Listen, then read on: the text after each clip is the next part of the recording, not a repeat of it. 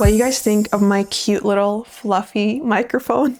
I finally gave in and got the Hollyland Lark because it's like the most affordable option you can get that's pretty professional, and it comes in white. I'm a little bit scared to turn on the noise canceling because what if it's really bad? I'm gonna do it. Is it bad? Do you still hear me? Hopefully it's good because we're gonna continue with the noise canceling. We're gonna talk about some of the rumors because I think we have exactly a month for the new iPhones to drop, and I wanna talk about it. Like, should you upgrade? Should you not? Should I upgrade? I am not gonna be upgrading, just so you're aware. I have a 16 Pro Max. I love that phone so much. I love it just as much as I loved the Samsung phone that I had last year, but this one just kind of works better for social media.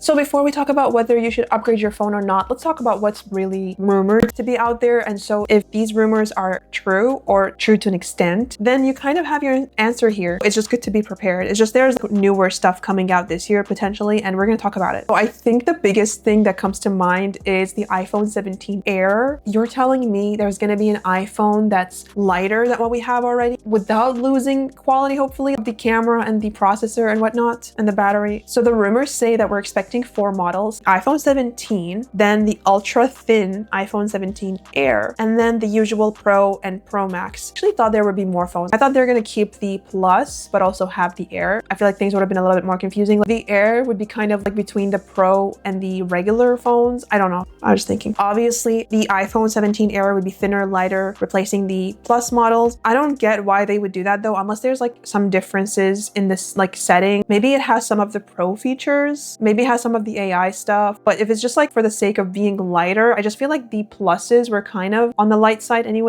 when it comes to a huge phone. I mean, trust me, I've held one. It's so freaking light compared to the Pro Maxes. Oh my God. So the Pro and Pro Maxes claims to be all aluminum chassis, bigger batteries, A19 Pro chip, and up to 12 gigs of RAM. And to give you perspective, the iPhone 16 Pro Max has 8 gigs of RAM. This one also has 4,685 milliamps of battery. So I wonder if the new battery is going to be like 5,000 milliamps. They don't normally go up too much, which kind of bothers me because I mean, hello, Samsung is already over 5,000 milliamps. The battery life is amazing, and it's like the same weight. Other than that, the Pro Maxes are rumored to get 8 times telephoto zoom for serious photography. Do you use your zoom for photography? I'm just curious because like, I do appreciate the 5 times zoom, but I just can't imagine myself needing to do 8 times. I guess if you're at a concert, that would definitely be beneficial. And the cool rumor here, and I think a lot of you might like this, is the fact that it's rumored that all phones are going to have 120 hertz screen, which is like about time. Like, we've been saying this for the longest time possible. I mean, my brother's 6-year-old phone has 90 hertz. It's just like it's been ongoing for a while, and now Apple's doing. They definitely had the capability to put it into their 16s at least, but I would be a little bit worried about the battery. I used to have a 14 and it is just so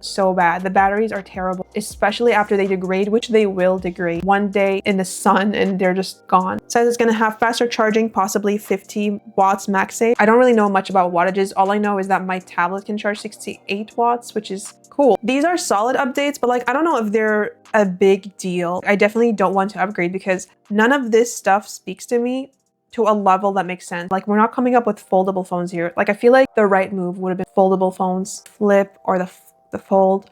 I just feel like a lot of people are switching to Samsung because of the Flip right now. And I can't say I never thought about it, but I just won't do it because when I did it, I was extremely disappointed from a social media creator perspective.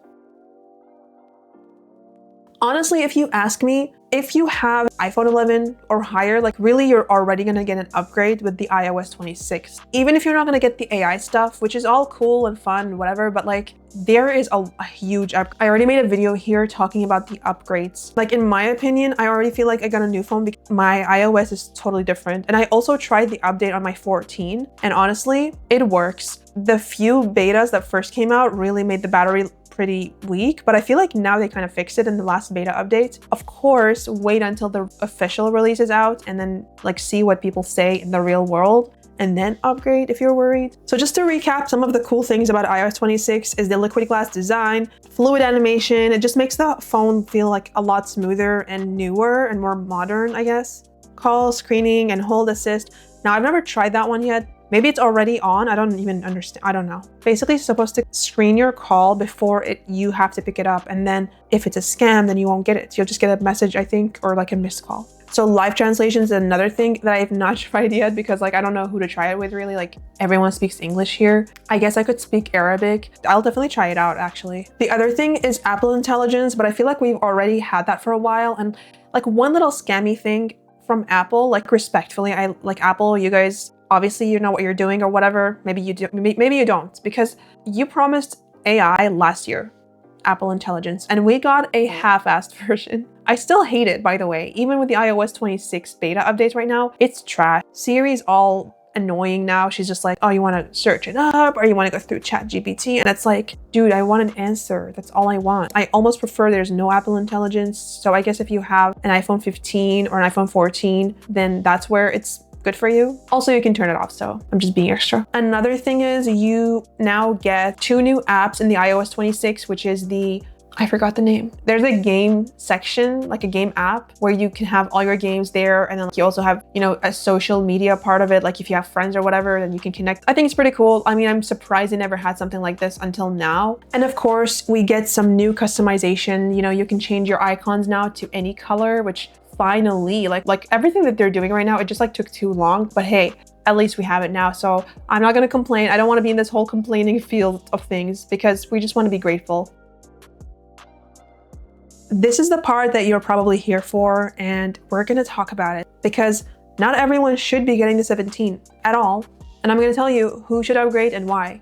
So in summary, if you have an iPhone 13 or earlier, maybe even the 13 Pro Max, I will say, it's been 4 years. It's time. I think the Apple iPhone age should be like between 4 to 5 years, and then you should upgrade. Anything less than that, I feel like it's kind of repetitive. And I know I'm saying it as someone who literally keeps switching her phones, but I have my reasons. If you have an iPhone 14 or an iPhone 15, you're in this yellow zone that if your phone is slowing down or the battery is really bad, and maybe you can get a good trade-in value, I feel like this isn't a bad idea, but you don't absolutely need to update just yet. You got at least like 1 or 2 more years. You got time. That being said, if you have a 14 Pro Max or a 15 Pro Max, in my humble opinion, you're good. You're fine. Like my husband has a 15 Pro Max and he's nowhere close to upgrading right now. Like his phone is still perfect condition. Also, if you have a 15 Pro or Pro Max, you're gonna get all the AI features if that's really like a big deal to you. If you have a 14 Pro or Pro Max, you're not gonna get the AI features at all. And if that's a big deal to you, I suppose maybe you could switch. I guess that's a really good reason to switch, to upgrade. Also, I wanna note that the iPhone 15 Pro and Pro Max don't have all of the AI feature. In general, they don't have this little slider picture filter thing that the 16 Pro and Pro Maxes have, but not everyone really cares about that too much. I personally really love it, but it's definitely not a deal breaker not to have it. And that leaves us with the iPhone 16 and 16 Pro Maxes Pluses users. You guys are good. Quit it. Just sit down, okay? This is not your moment. And I'm talking to myself as well, so, you know, not pointing fingers here. Our phones are good for the next, hopefully 4 years, if not more. I really hope it'll be more, but we got all the good features. We got all the upgrades. There's nothing else that we're missing out. Even if the newer phone has a lighter version, we don't need to do that. Like we don't need a lighter phone. We're good. I mean, even if you have a basic 16, you're absolutely fine. There's really no point in upgrading right now. And if you do, I feel like you're just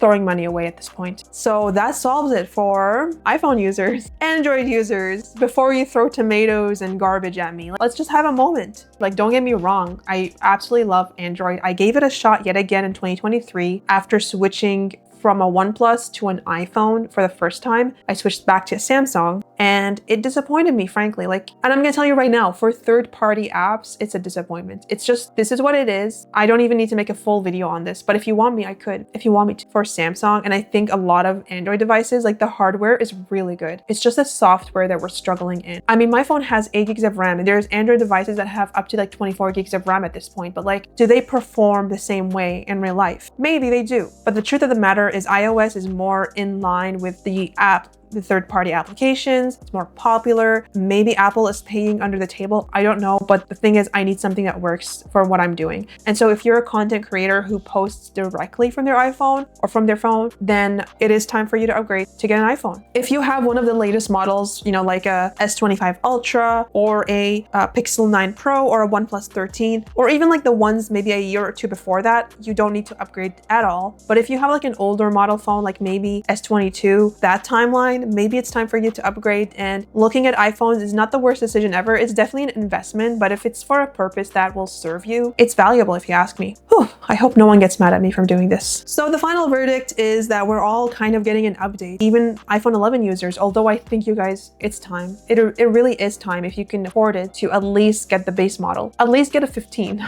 at this point. You're gonna enjoy the Type-C, you're gonna enjoy the camera, you're gonna enjoy like just being a little bit more aligned with everyone out there. I don't know, it's just, I hope you can afford it. But if you've been thinking of the Switch, then it doesn't hurt to get a 16 or a 17, honestly. The cameras will not disappoint. And for everyone watching, we're all gonna get tempted when we see those unboxings, ads from Apple. They're gonna make it seem like there's this new big thing. But the truth of the matter is Apple most likely will not make massive upgrade to their phone. They never do. They always add incremental things every year. And that's really their business model. That's how they make money, a lot of it. And so when you see your creators talking really good about their phones, oh my gosh, I'm so glad I switched. I'm so glad I got this new phone. The truth of the matter, it's like, they're just exaggerating. At the end of the day, the update, new iOS is already gonna feel new. So when you get the 17 and it has the new iOS already installed, then you might feel like, oh my gosh, it's so great. That's just not the case. So you don't need to buy it. Well, I hope you guys can make a really educated decision if you should get the new iPhone or not. And if I helped you in any way, give me a thumbs up and subscribe for more content like this. And I'll see you next time. Bye.